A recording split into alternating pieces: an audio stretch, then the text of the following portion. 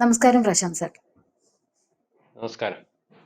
ഈ RSS BJP വിമർശനത്തിൽ നിന്ന് പിന്നോട്ടില്ലെന്നാണ് ഗാന്ധിജിയുടെ കൊച്ചുമകനും പൊതുപ്രവർത്തകനുമായ തുഷാർ ഗാന്ധി പറയുന്നത്. കേരളത്തിൽ അങ്ങോളം ഇങ്ങോളം നടന്ന് സംഘമാണ് പൊതുശത്രു എന്നൊക്കെ ഇങ്ങനെ വീണ്ടും വീണ്ടും വിമർശിക്കുകയാണ്. എങ്ങനെ നോക്കിക്കാണും? കേരളത്തിൽ ഇതിന് പറ്റിയ മണ്ണ. പിന്നെ പുള്ളിയുടെ പണിക്ക് നമ്മളിപ്പോ പരിശോധിച്ചു, പുള്ളിയുടെ പണിക്ക് RSS ഇന്ത്യയിലുണ്ടെ നടക്കത്തില്ല. കാരണം ഈ തുഷാർ ഗാന്ധി എന്ന് പറയുന്ന ഗാന്ധിജിയുടെ കൊച്ചുമോന്റെ പണി പലവട്ടം പുറകോട്ട് പരിശോധിക്കുമ്പോൾ, അല്ലെങ്കിൽ ഇപ്പൊ ഓരോരുത്തരെ വെളിയെ കൊണ്ടുവന്നിരിക്കുക, നല്ല ഒന്നാം തരം ഒരു പെണ്ണുപിടിയാണ്. അപ്പൊ അത് ഇപ്പൊ കേരളത്തിലല്ല UP-യിലായത് പോയി പറഞ്ഞെന്നുണ്ട്. ഇയാളുടെ ഫേസ്ബുക്ക് പോസ്റ്റുകൾ കണ്ടാല് ഈ UP-യിലെ ഒരു വിഷയം എന്ന് പറഞ്ഞാൽ UP-യിലെ യോഗി ആദിത്യനാഥ് ഈ സ്ത്രീകളെ പറയുന്നത് അത് വീട്ടിൽ പോലും പറ്റത്തില്ലെന്നാ ഞാനിപ്പോ ഏറ്റവും അടുത്ത് പറഞ്ഞത്. കാരണം പെങ്ങളടുത്ത് പോലും ആങ്ങളെ മര്യാദയ്ക്ക് സംസാരിച്ചോണം. റോഡിൽ വെച്ചാണെങ്കിലും എവിടെ വെച്ചാണെങ്കിലും അമ്മയ്ക്ക് വേണ്ട ബഹുമാനം കൊടുക്കണം. അല്ലാത്തവനെ അന്നേരെ കൈകാര്യം ചെയ്യും. അപ്പം ഇയാളുടെ ഇന്നലെ ഞാനൊരു പെൺകുട്ടി ഇയാളെ പറ്റി ഇയാളുടെ ഫേസ്ബുക്ക് പോസ്റ്റുകളെല്ലാം എടുത്തു വെച്ചിട്ട് ചർച്ച ചെയ്യുന്നുണ്ട്. ഇത്ര ഒരു ആഭാസനെ, അല്ലെങ്കിൽ അയാൾ ഫേസ്ബുക്കിലൂടെയും അല്ലെങ്കിൽ ഇതുപോലെ സോഷ്യൽ മീഡിയയിൽ കൂടിയും സ്ത്രീകളെ ചിത്രീകരിച്ചിരിക്കും. ഇത്രയ്ക്ക് ഒരു ആഭാസനെ ഇവിടെ കൊണ്ടുവന്ന് അലങ്കാര വസ്തുവാക്കി ഇങ്ങനെ പ്രചരിപ്പിക്കുക. ഇയാൾ പറയുന്ന RSS-നെ വിമർശിക്കുക. ഇയാൾ RSS-നെ വിമർശിച്ച് RSS-നെ ഞാൻ കഴിഞ്ഞ ദിവസം ഒരു കാര്യം പറഞ്ഞില്ല, വിമർശിക്കുമ്പോൾ മറുപടി പറയാം. RSS ആര് വിമർശിച്ചാലും മറുപടി പറയത്തില്ല. ഇയാൾ ഓരോരുത്തരും നിലനിൽക്കണമെങ്കിൽ ഇപ്പം രാഹുൽ മാങ്കൂട്ടത്തിൽ എങ്ങനെ അവിടെ രാഷ്ട്രീയത്തിൽ പിച്ചറി വന്നതെന്നറിയോ? രാഹുൽ മാങ്കൂട്ടത്തിൽ നിരന്തരമായിട്ട് പിണറായിയും മോദിയും പറഞ്ഞുകൊണ്ടിരിക്കുക. പിണറായിയും മോദിയും പറഞ്ഞ എന്തോ പറയുന്നതെന്ന് കേൾക്കും. കാരണം അവരുടെ ഒരു സമൂഹത്തിലുള്ള സ്റ്റാറ്റസ് ഉണ്ടല്ലോ, എന്താ പറയുന്നത് അതിനെ പറ്റി എന്ന് പറഞ്ഞാൽ ഇയാൾക്ക് പിച്ചറി വരണമെങ്കിൽ അമ്മാവൻ ആനപ്പുറത്ത് കയറി എന്നും പറഞ്ഞുകൊണ്ട് മരുമോന്റെ ചന്തിക്ക് തഴമ്പ് കാണും എന്ന് പറഞ്ഞാൽ ഇയാളുടെ അപ്പൂപ്പനം കണ്ട് ഗാന്ധിയാന്നും പറഞ്ഞുകൊണ്ട് ഇയാൾക്ക് ആ പേര് വിട്ടിട്ട് നാട്ടിലിറങ്ങി നടന്ന ആരേലും ഇയാളെ അംഗീകരിക്കോ? മാത്രവുമല്ല, ഇപ്പൊ ഈ ഗാന്ധി എന്ന് പറഞ്ഞ പേര് ഉപയോഗിക്കുന്നവരെ നമ്മൾ വളരെ കൃത്യമായിട്ട് പരിശോധിച്ചാൽ നല്ല രസമുള്ള ആൾക്കാരില്ലയോ? കാരണം ഗാന്ധിജിക്ക് അത് വലിയ ഗുണമാണ്. കാരണം ഏറ്റവും അവസാനം ഇപ്പൊ ഇയാളെ കൊച്ചുമാനാന്ന് പറഞ്ഞുകൊണ്ട് വന്നു. കാരണം നല്ല വീട്ടില് പണ്ട് പറയും നായും ജനിക്കും എന്നുള്ള ഒരു പഴഞ്ചൊല്ല് പണ്ടുണ്ട്, മനസ്സിലാവുന്നുണ്ട്. ഇയാള് ഈ ഗാന്ധിജിയെ ഒരു പരുവത്തിലാക്കി അയാൾക്ക് ഇതുവരെ ഉണ്ടായിരുന്ന ഇമേജ്, അല്ലെങ്കിൽ ലോകരാജ്യങ്ങളിലും അല്ലെങ്കിൽ ഇന്ത്യയിലും ഒക്കെ ഗാന്ധിജി എന്ന് പറയുന്ന വ്യക്തിത്വത്തിന് വലിയൊരു ഇമേജ് ഉണ്ടല്ലോ. അപ്പൊ ഇമേജ് എന്ന് പറയുമ്പം അതറിയാം, അതിനകത്ത് വളരെ കൂടുതൽ ആൾക്കാരും അദ്ദേഹത്തെ പറ്റി ഒരു നല്ല ഇമേജിലാണ് ഇപ്പോഴും കാണുന്നത്. അതിനകത്ത് ചില വ്യത്യസ്ത അഭിപ്രായങ്ങളൊക്കെ ഉണ്ട്. ഇപ്പൊ ഈ പറയുന്ന തുഷാർ ഗാന്ധിയുടെ സ്വഭാവമൊക്കെ പലവട്ടം കാണിച്ചിട്ടുണ്ടെന്ന് പറഞ്ഞിട്ട് പല പുസ്തകങ്ങളിലും എഴുതുന്നുണ്ട്. അതൊന്നും ഞാനിപ്പോ പറയുന്നില്ല. കാരണം ധാരാളം പേര് വളരെ വലിയ വലിപ്പത്തിൽ കാണുന്ന ഒരാളെ നമ്മള് മോശമായിട്ട് ചിത്രീകരിക്കുക, അല്ലെങ്കിൽ ആ തരത്തിലുള്ള ചെറിയ കുഴപ്പങ്ങളൊക്കെ ചിത്രീകരിക്കുക എന്ന് പറഞ്ഞാൽ ശരിയല്ല. ഏതായാലും കഴിഞ്ഞ ദിവസം ഫേസ്ബുക്കിൽ കൂടെ ഒരു പെൺകുട്ടി പറഞ്ഞു, അദ്ദേഹത്തിന്റെ 3-4 ട്വീറ്റ്, ഇംഗ്ലീഷിലുള്ള ട്വീറ്റ്, അപ്പം മലയാളത്തിൽ നമ്മൾ പറയാം. ഈ പറഞ്ഞത് ഇതിനകത്ത് ആ പെൺകുട്ടി വിശദീകരിച്ചുകൊണ്ട് പറഞ്ഞിട്ടുണ്ട്. അതിന്റെ വീഡിയോസ് നമുക്ക് കാണിക്കാൻ പറ്റത്തില്ല. വുമൻസ് ഡേ ഹാപ്പി ആയിട്ടിരിക്കണമെങ്കിൽ പെണ്ണുങ്ങളെ ശരീരത്ത് തൊടാനുള്ള അനുവാദം ആണുങ്ങൾക്ക് കിട്ടണമെന്ന്. വിമൻസ് ഡേ എന്ന് പറയുന്ന ദിവസം ഹാപ്പി ആയിട്ടിരിക്കണമെങ്കിൽ പെണ്ണുങ്ങളുടെ ശരീരത്ത് തൊടാനുള്ള അനുവാദം കൂടി അവർ ആണുങ്ങൾക്ക് കൊടുക്കണം എന്നതാണ് പുള്ളിയുടെ ഒരു അഭിപ്രായം. ഒരു സ്ത്രീ വസ്ത്രം ധരിക്കുമ്പോൾ കാണുന്ന, അല്ലെങ്കിൽ പുള്ളിക്ക് കാണുന്ന സുഖം വസ്ത്രം ഊരുമ്പോൾ കാണുന്ന അതേ സുഖം തന്നെയാണെന്ന് പുള്ളി പറഞ്ഞിരിക്കുന്നതാണ് സ്ത്രീ. അപ്പൊ പുള്ളിക്ക് ഈ രാജ്യത്തെ പറ്റിയും ലോകത്തെ പറ്റിയും അല്ല ഗഹനമായിട്ട് ഇങ്ങനെ ശ്രദ്ധിച്ചുകൊണ്ടിരിക്കുന്നത്. എവിടെയെങ്കിലും പെണ്ണുങ്ങൾ തുണി മാറുന്നതും അല്ലെങ്കിൽ പെണ്ണുങ്ങള് നടക്കുന്നതും ഇരിക്കുന്നതും ഒക്കെ. അപ്പം ഇനിയുണ്ട്. അതുപോലെ ഞാനൊരു പെണ്ണിനെ പീഡിപ്പിക്കാനൊന്നും പോകുന്നില്ല, കാരണം അതിനുള്ള തന്റെ ഇടം ഇല്ല, പീഡിപ്പിക്കാനൊന്നും പോകുന്നില്ല. പക്ഷെ ഒരു പെണ്ണിനെ കണ്ടാൽ ആ പെണ്ണിനെ ഇങ്ങനെ ആസ്വദിച്ച് വായിൽ വെള്ളമൂറി, നമ്മളിൽ ഏറ്റവും പ്രധാനപ്പെട്ട നമ്മുടെ വായിൽ വെള്ളം വരുന്നത് മാങ്ങ തിന്നുമ്പോഴേ, അല്ലെ പുളി തിന്നുമ്പോഴേ, അല്ലെങ്കിൽ അതുപോലെ നമുക്ക് ഏറ്റവും ഇഷ്ടപ്പെട്ടത് വായിൽ വെള്ളമൂറി നിറച്ച് അത് ഇറക്കാറുണ്ടെന്ന്. എന്തോ ഒരു വലിയ ആവാസനയാണെന്നുള്ള കാര്യം ആലോചിച്ചോളൂ. അതുപോലെ നാലാമത് പറഞ്ഞേക്കുന്നത് ഇത് അതിനെക്കാട്ടി വലിയ ആവാസനോ, സ്ത്രീകളുടെ വിംബിൾഡൺ എനിക്ക് ഇഷ്ടമാണ്. ഞാൻ പക്ഷെ വിംബിൾഡൺ കളിക്കുമ്പം ഈ വിംബിൾഡണിനകത്തെ ആ കളിയല്ല ശ്രദ്ധിക്കാതെ വേറെ 2 ബോളുകളുണ്ട്, അതാണ് സ്ത്രീകളുടെ, അതാണ് ശ്രദ്ധിക്കാറ്.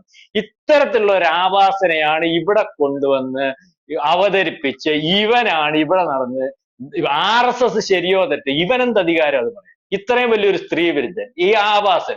ഇപ്പൊ ഇയാൾ ഇവിടെ വന്നേക്കുന്നത് എന്തിനാ? ഇവിടുത്തെ ഒരു ധ്രുവീകരണം കൃത്യമായിട്ട് ചെയ്യുന്നതിന് വേണ്ടി അവിടെ വന്നേക്കുന്നത്. ഇവിടിപ്പോ കേരളത്തിലെ ഏറ്റവും വലിയ പൊളിറ്റിക്സ്, അത് ആർക്കും മനസ്സിലാവത്തില്ല ഇയാളെ എന്തിനിവിടെ കൊണ്ടുവന്നു. ഏറ്റവും വലിയ പൊളിറ്റിക്സ് ഇപ്പം എന്ന് പറഞ്ഞാൽ ഇപ്പം ഇവിടെ നടന്നുകൊണ്ടിരുന്ന പുക്കുന്ന പൊളിറ്റിക്സ് എന്ന് പറഞ്ഞാൽ ഇസ്ലാമോഫോബിയയുടെ പൊളിറ്റിക്സ്, അല്ലെങ്കിൽ അത്തരത്തിൽ ഒരു ധ്രുവീകരണം ഇവിടെ നടക്കുന്നുണ്ട്. അതിന്റെ ഭാഗമായിട്ടാണ് ഇവിടുത്തെ UDF നിൽക്കുന്നത്. അതിനെതിരെ പറയുന്ന ആൾക്കാരെ ഇല്ലായ്മ ചെയ്യുന്നതിന് വേണ്ടിയുള്ള ശ്രമം ഈ പറയുന്ന ഭരണ പ്രതിപക്ഷ രാഷ്ട്രീയ പാർട്ടികളുടെ ഭാഗത്തു നിന്നുണ്ടാകുന്നു. അതിന് കാരണം ഈ പറയുന്ന മുസ്ലിം വോട്ടുകൾ അല്ലെങ്കിൽ ഇസ്ലാമോഫോബിയ അത്തരത്തിൽ ഉള്ള ആൾക്കാരുടെ സമ്മർദ്ദമാണ്. ഇത് വെളിച്ചത്ത് കൊണ്ടുവന്ന വിഷയം ബാക്കിയുള്ള ആൾക്കാരുടെ ഇടയിൽ വളരെ കൃത്യമായിട്ട് ചർച്ച. വിളിച്ചത് കൊണ്ടുവന്ന ആരാ? PC ജോർജ് വ്യക്തത വരുത്തി പറയുന്നു. ആ കാര്യം വളരെ ഉയരത്തിൽ, അല്ലെങ്കിൽ ആ കാര്യം ആൾക്കാരുടെ ഇടയിൽ വളരെ കൃത്യമായിട്ട് ചർച്ചയാവുന്നു. എന്താണ് PC ജോർജ് പറഞ്ഞത്, അതിനകത്ത് എന്താണ് തെറ്റ് എന്നുള്ളതാണ് ഇവിടെ ചർച്ചയാവുന്നത്. അതായത് ഇവിടുത്തെ SDPIക്കാരും PFIക്കാരനും പറയുന്ന അജണ്ട വെളിച്ചത്ത് കൊണ്ടുവന്നപ്പോൾ അവൻ അനുകൂലമായിട്ട് ഇൻഡയറക്റ്റ് ആയിട്ട് സംസാരിക്കാൻ വന്ന ആളാണ് തുഷാർ ഗാന്ധി. അതായത് RSS മോശമാണ്, RSS കുഴപ്പമാണ്, ഇയാളെ ഇവിടെ കൊണ്ടുവന്നത്. ഇത് ആരെല്ലാം പറഞ്ഞ RSS 100 വയസ്സായി.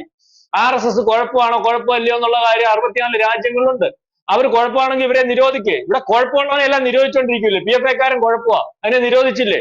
ഈ രാജ്യത്ത് ഇപ്പൊ ഈ രാജ്യത്തിന്റെ നെറുകയിൽ നിൽക്കുന്ന ആൾക്കാർ മൊത്തം RSSകാരാ. ഈ രാജ്യത്തെന്തോ ഈ തുഷാർ ഗാന്ധി എന്ന് പറയുന്ന ആളെ ഉള്ളൂ രാജ്യത്ത് തലയ്ക്ക് വെളിവുള്ളൂ.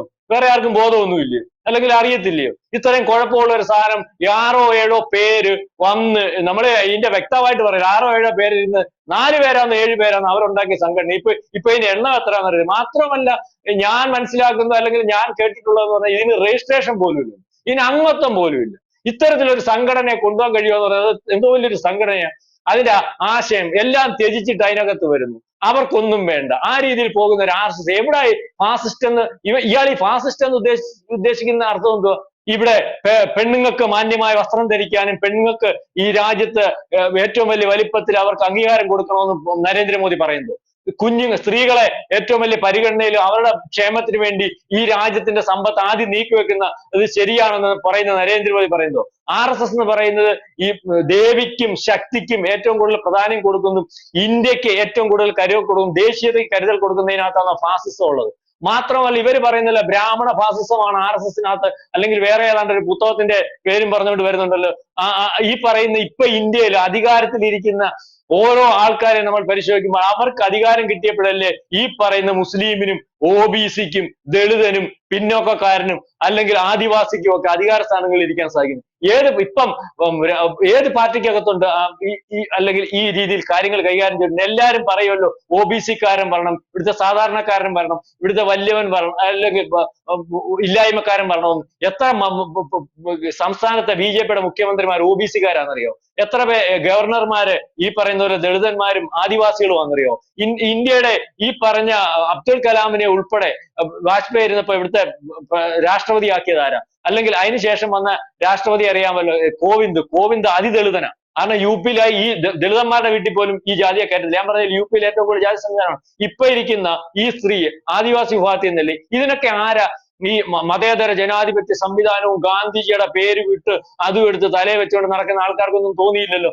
അവരൊക്കെ വെച്ചിട്ടുള്ള ആൾക്കാരല്ല ഇതുപോലുള്ള ആൾക്കാരാണ്. ഇപ്പം ഒരു സവർണ ദളിതനെ വെച്ചിട്ടുണ്ട് ഈ പറയുന്നത് പോലെ AICCയുടെ പ്രസിഡന്റ് ആയിട്ട്. അയാൾ ദളിതനാന്ന് പറയാൻ പറ്റുമോ? 20,000 കോടി രൂപയുടെ ആസ്തിയുണ്ട്. ഇവിടെ പട്ടപൂജ്യം കൊണ്ട് രാഷ്ട്രീയത്തിനകത്ത് ഇറങ്ങിയത് ഈ ഇന്ത്യക്ക് വെളിയിൽ മൊത്തം ഒരു പ്രാവശ്യം ദളിതന്റെ കാര്യം സംസാരിക്കുന്നതിന് ദളിതന് ഭൂമിയില്ല, ദളിതന് കഷ്ടപ്പാടാ, ഇന്ത്യയിൽ വലിയ പ്രശ്നമാണെന്ന് പറഞ്ഞപ്പോൾ അതിന്റെ ലിസ്റ്റ് എടുത്തു വെച്ച് ലോകസഭയിൽ പ്രസിദ്ധീകരിച്ചതാ BJP. പിന്നെ മിണ്ടിയിട്ടില്ലല്ലോ. ഇപ്പൊ നമുക്ക് പുള്ളി ആരണ്ട് പിന്നെ ഒരു പത്രപ്രവർത്തകൻ അല്ലെങ്കിൽ ഇത്തരത്തിലൊരു കാര്യം ചോദിച്ചപ്പോൾ എന്നെ അങ്ങനെ കാണല്ലേ, ഞാൻ അങ്ങനെ ആരെയും കാണുന്നില്ല. അപ്പൊ അയാൾക്ക് പോലും ദളിതനാണെന്ന് പറയുന്നതിനകത്ത് ഈ പറയുന്നത് പോലെ മോശമായിട്ട് തോന്നുന്ന ഒരു സവർണ ദളിതൻ അല്ലാതെ ഏത് പാർട്ടിക്കകത്തുണ്ട്? അല്ലെ പറയുന്നത് ഏത് പാർട്ടിക്കകത്തുണ്ട്? അതേസമയം നമ്മൾ നരേന്ദ്രമോദി എങ്ങനെ അവിടെ പ്രചരണത്തിന് വന്ന, ഞാൻ OBCക്കാരനാണ്, ഞാൻ ചായക്കടക്കാരനാണ്, എനിക്കതിന് നാണക്കേടില്ല, അല്ലെങ്കിൽ ആ രീതിയിൽ പ്രചരണം നടത്തിയല്ലേ അവർ വരുന്നത്? അവർക്കൊന്നും അതിന് നാണക്കേടില്ലല്ലോ. അപ്പം ഈ രീതിയിൽ ഈ തുഷാർ ഗാന്ധി എന്ന് പറഞ്ഞത് ഒരു സാധാരണ നമ്മൾ പറഞ്ഞുകൂടെ, എന്നാൽ ഒരു ബിഗ് ഫ്രോഡാണ്. അയാൾ ഇപ്പൊ ഇവിടെ അവതരിച്ചത് ഈ പറയുന്ന പോലെ ഗാന്ധിജിയുടെ പ്രതിമ അനാച്ഛാദനം ചെയ്യാനല്ല, നമ്മൾ വിചാരിച്ചിരിക്കുന്ന ഗാന്ധി, ഭൂരിപക്ഷം ആൾക്കാർ വിചാരിച്ചിരിക്കുന്ന മഹാത്മാഗാന്ധി, ആ ഗാന്ധിജിയുടെ പ്രതിമയല്ല, ആ ഗാന്ധിജിയുടെ 7 അയലത്ത് കൊണ്ട് കെട്ടാൻ പറ്റുന്ന ഒരാളായിട്ടല്ല നമ്മൾ ഇയാളെ കാണുന്നത്. ഇയാള് രാജ്യവിരുദ്ധനാണ്. ഇയാളെ പരിശോധിക്കുമ്പോൾ ഇയാൾ അർബൻ നക്സലേറ്റ് ആണ്.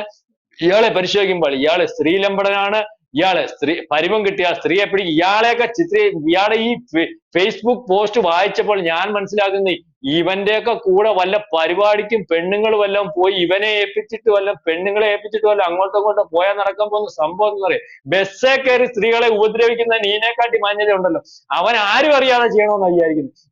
ഇവന്റെ അകത്ത് ഉണ്ടാകുന്ന ഞരമ്പ് രോഗം ലോകത്ത് പ്രചരിപ്പിച്ച് അത് അലങ്കാരമായി കാണുന്ന ഇത്തരത്തിലൊരു ആവാസനെ ഇവിടെ എടുത്തു വെച്ചിട്ട് ഇവൻ ചെയ്യുന്ന ആവാസത്തിനും ഇവൻ പറഞ്ഞ തോന്നിവാസത്തിനും ആരെങ്കിലും റോഡിൽ നിന്ന് മുദ്രാവാക്യം വിളിക്കുമ്പോൾ സ്വമേധയാ കേസെടുക്കാൻ നിൽക്കുന്ന ഒരു ഭരണകൂടം. പിണറായി വിജയൻ, നിങ്ങളോട് എനിക്ക് അഭിമാനം തോന്നുന്നു. ഇയാളെ പരനാറി എന്ന് വിളിക്കണം. ഇയാളാണ് പരനാറി, ഇവനെയാണ് പരനാറി എന്ന് വിളിക്കേണ്ടത്. കാരണം ഈ പരനാറി എന്ന് വിളിച്ച് പുള്ളി പ്രസംഗം നടത്തിയപ്പോൾ ഏറ്റവും വലിയ ചർച്ചയായല്ലോ.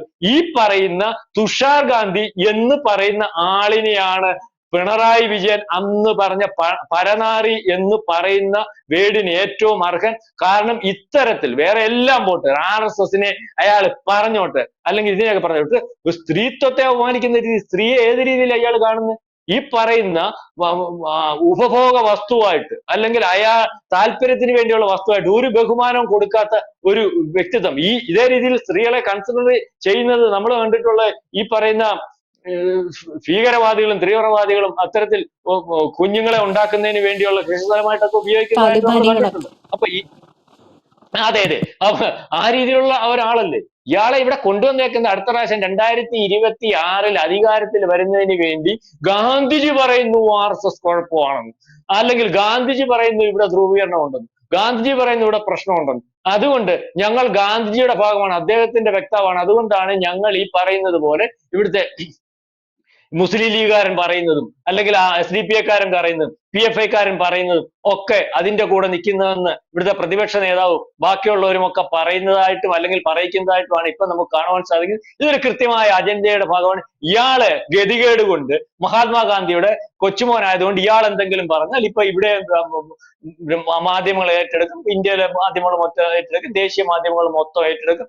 അതുകൊണ്ട് ഇപ്പൊ എനിക്ക് തോന്നുന്നു ഈ RSS ഈ 100ാം വാർഷികം ഒക്കെ ഉപേക്ഷിച്ച് ഈ നരേന്ദ്രമോദി രാജിവെച്ച് പണി നിർത്തി ഇവരെല്ലാം വീട്ടിൽ കയറിപ്പോവും. ഏതായാലും ഈ സാധനത്തിനെ വളരെ വൃത്തിയായിട്ട് കൊള്ളാം. അതും കേരളത്തിലാവുമ്പോൾ കേരളത്തിന് പറ്റിയ മുതലാണ്, പറ്റിയ വിത്താണ്, ഇതിനെ ഇവിടെ നിർത്തിയേക്കണം.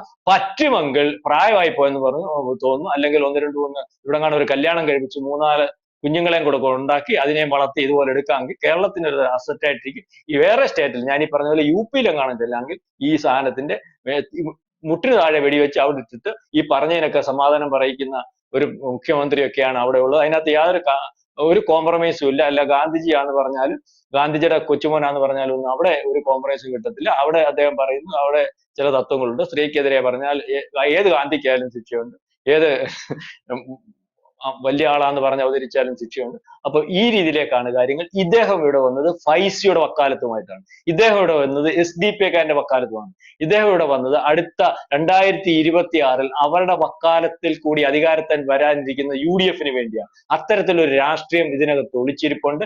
ഇവിടെ ഇയാളല്ല ഇനി ആര് കടന്ന് പറഞ്ഞാലും RSS എന്തുവാണ്, SDPI എന്തുവാണ്, PFI എന്തുവാണ്, കോൺഗ്രസ് എന്തുവാണ്, CPI എന്തുവാണെന്നൊക്കെ ഇതുപോലുള്ള തുഷാർ ഗാന്ധിമാര് വന്ന് പലവട്ടം പറഞ്ഞ് ആൾക്കാർ പരിശോധിച്ച് ഇതൊക്കെ വ്യക്തത വരുത്തിയിട്ടുണ്ട്. അപ്പൊ ആരും ഇനി അതിനുവേണ്ടി മെനക്കെടേണ്ട. ആൾക്കാർക്ക് വളരെ കൃത്യമായിട്ട് അതുകൊണ്ട് തന്നെയാണല്ലോ ഇതുവരെ അറിയാത്ത കാര്യങ്ങൾ ഈ പറയുന്ന തുഷാർ ഗാന്ധിയുടെ എഴുത്ത് വെളിച്ചത്ത് കൊണ്ടുവരാൻ ഇവിടുത്തെ സാധാരണക്കാരായിട്ടുള്ള സ്ത്രീകൾ അല്ലെങ്കിൽ അത്തരത്തിലുള്ള സ്ത്രീകൾ പോലും ഇയാളെ പരസ്യമായിട്ട് ഫേസ്ബുക്കിൽ കൂടി മറ്റും വാട്സപ്പിൽ കൂടിയൊക്കെ വെല്ലുവിളിക്കുന്നതിന് വേണ്ടി കാണാനും അല്ലെ സാധിക്കാനും ഒക്കെ സാധിച്ചത്.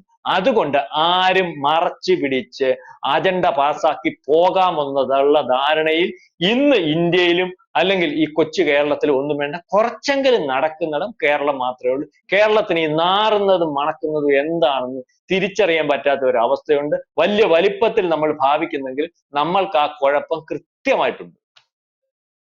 കൂടുതൽ വാർത്തകളും വിശേഷങ്ങളും നിങ്ങളിലേക്ക് എത്താൻ ABC മലയാളം സബ്സ്ക്രൈബ് ചെയ്യുക, ബെൽ ബട്ടണും അമർത്തുക.